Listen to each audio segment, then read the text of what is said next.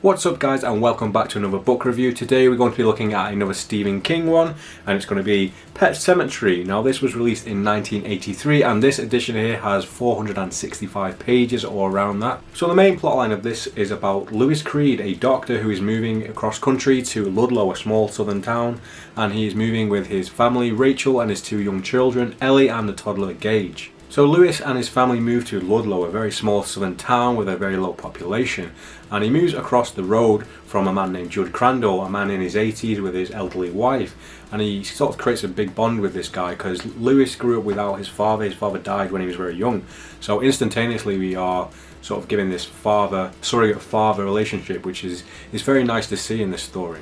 Judd quickly grows on you as a character. He is just so likeable. He's one of the most likeable characters in Stephen King's bibliography so far from what I've read. He's just this old, kind, generous old man who's always there to help out and always wants to just have a chat and be friendly with everyone, and it works out really well with him and Lewis. So Lewis starts his new job at the hospital near the university, I believe, and he has a very traumatic first day on the job.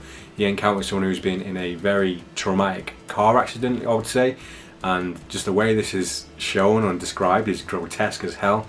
It has something to do with a man's cranium being smashed in, and the way King sort of describes it as being looking through a shattered window pane, just it conjures up all this kind of gross imagery in your head, and that's the kind of stuff we really love to see from Stephen King. So off the bat we're getting a story which is more grounded in reality, but at the same time we're getting some of the more grimmer details coming into just the normal life, which is what you would see as a doctor or a surgeon. I would say the main sort of theme and plotline of this story is dealing with grief and mourning the loss of someone or something you have lost, and it deals with that in a very sort of strange way.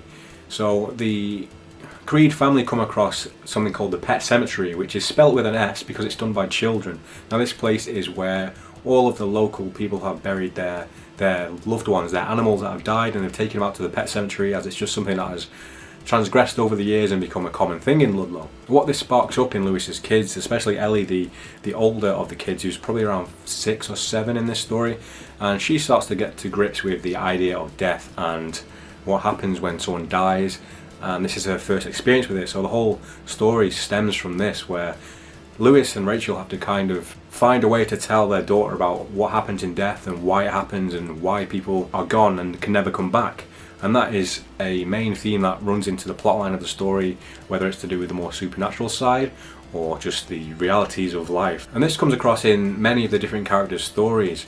With Judd, he has a lot of stories from his past and about the Pet Semetary and how things have worked over the years in his 80 years in Ludlow.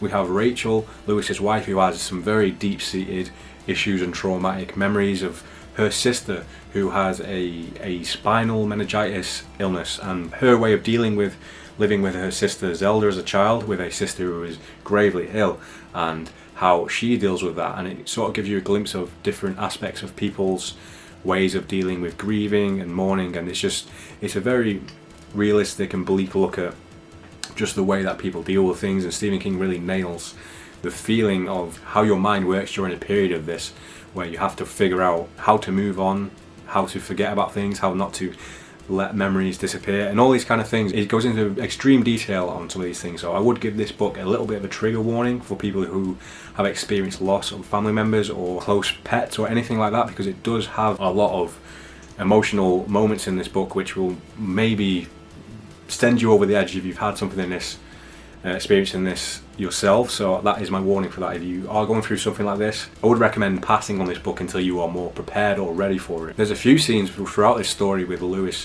which he's having sort of breakdown. There are a few moments within this story where Lewis's sort of sanity and his grasp on it start to flip as things are happening to him and his family, and some of them are really emotional, just seeing the kind of grieving experience that he goes through, because it hits really hard. I have not had a personal experience like the one that Lewis has in the story, but just the way that King explains it to you in the story is enough to make you choke up and just have these thoughts about how bad it would actually be for events to happen. I'm trying to keep the book review spoiler free, so I can't go into too much detail, but with this being Pet Semetary, a lot of you will probably know the gist of the story anyway.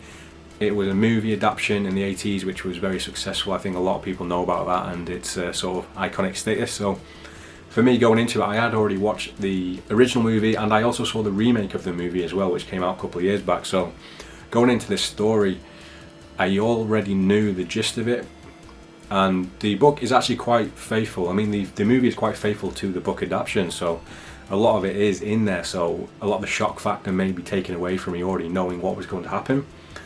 In particular, one thing which surprised me is in the way that King leaves his little information about things that are going to happen in the future, and he lets you sort of deal with that information until it happens. Without spoiling too much, it has something to do with a death of a character, but it states how the character's death is going to happen within a month or two. So you know that something bad is going to happen within the next couple of months, and it's the build up to that and the happy moments and memories in between which really start to crush you, because you know that these happy things that are happening, they're not going to end well for either of the characters involved, and that kind of thing King really fucking stabs a stake right in your heart with stuff like that. So far it sounds pretty grounded in reality, but there are supernatural aspects to do with this, with the Pet Semetary and its maybe hidden powers or a supernatural force that may be in control of things out of this world. And otherworldly is definitely a way to describe some of the scenes in this story, especially where Judd and Lewis go out to the Pet Semetary, the real Pet Semetary. Just the way he describes just getting to this place is so out of worldly, it feels almost cosmic. He's walking in this, in my imagination it's complete pitch black with the stars, this long narrow corridor of trees and bushes and the sounds. The whole thing sounded like a fever dream, and it really puts you into this mindset of how far away from civilization they are, doing whatever they're doing out there. And it just, yeah, that was the most atmospheric part of this, is whenever they go into the actual Pet Semetary. So one of my only sort of complaints with this is not really a complaint. I mean, I've already seen both movies and I've read the book, but I feel like there's a missed opportunity in this story for a little bit more of a fleshed out ending to do with a certain character which has a sort of, without spoiling too much, when a character is revealed back in the story, they don't get much time to transform or transgress their character to give the story a bit more depth to what actually happens within the Pet Semetary. It kind of happens, the climax of the story happens, and it's over in a flash. I feel like the story could have easily been fleshed out over a few more days in the narrative, just to see the differences between before and after of a character. I know this probably sounds like rambling to you right now if you don't have a clue what happens in the story, but if you do, you'll know what I mean. I feel like they could have spent a few more days or even a week in the story to really see the change within a character. There are a lot of things to do with the more outside family of this as well. We have the Creed family, but then we have the in-laws, Rachel's parents and things like that, and that allows for a lot more drama within families, which is stuff that people deal with on a regular basis, having to deal with other people's parents and other relatives. And there's definitely a lot of drama within this story about that, a lot of deep-seated issues between Rachel's father and Lewis and how they're solved, especially when things have to come together to deal with the loss and mourning situation. And some of the scenes in that are completely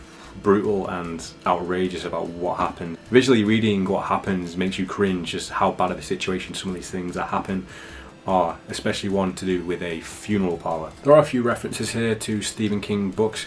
Most importantly, I would say, is the one where Rachel is passing towards Ludlow and she sees a sign for Salem's Lot, and she decides to not go there to stop for help or to fix her car or whatever's happening in the situation, because of the name sounds too creepy. So I think Rachel had made the good call there in not stopping off in Vampire Village. So yeah, that was a nice little call back to Salem's Lot, obviously. The book also has a lot of Ramones references. I wouldn't say a lot of different ones, but the song Blitzkrieg Bop makes an appearance in multiple times, with Lewis singing the words "Hey ho, let's go," and he seems to reply that when he's giving his inner monologue a lot. So you see, every time there's a situation where Lewis does not have full control of what's going on, he seems to refer back to the words of "Hey ho, let's go." What's interesting about that is that the movie in the 80s, the Ramones actually created a theme song for it, which was used in the credits. So I'm not sure if the Ramones had read the book or heard about the references in the book and decided to work with the movie guys afterwards, or if it was just completely random. But it's an interesting little fact for you. Another quick fact about this book is actually that the events of the book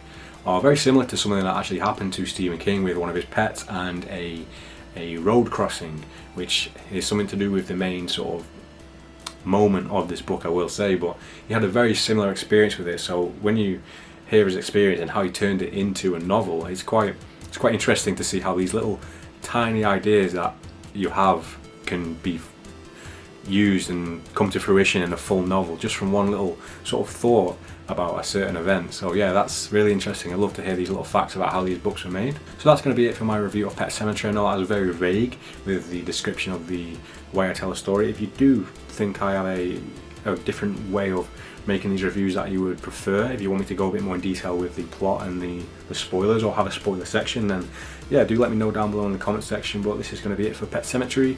I'm currently reading The Talisman, which is the next one in my King journey, so that is a very big book, so I'm not sure when you're going to see the review for that, but hopefully it's not as long as it has been between this one and the last one. So thank you all. If you're not a subscriber, go ahead and hit that subscriber button, and yeah, I will see you in the next one.